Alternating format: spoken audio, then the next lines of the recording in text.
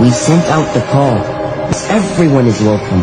This is an invitation to the whole world. I remember even after hearing the call, instead of seeing another way, we dismissed it and demanded our own way.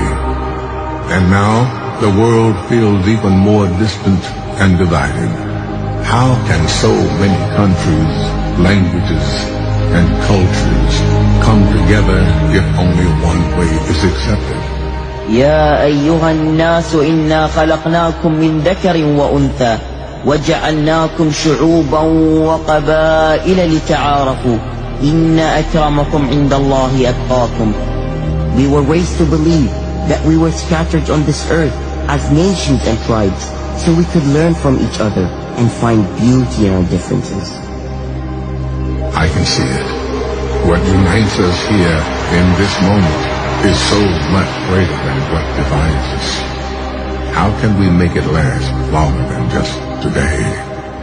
With tolerance and respect, we can live together under one big home.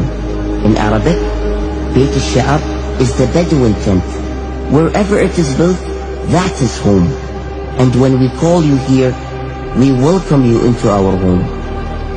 So we gather here as one big tribe, and Earth is the tent we all live in.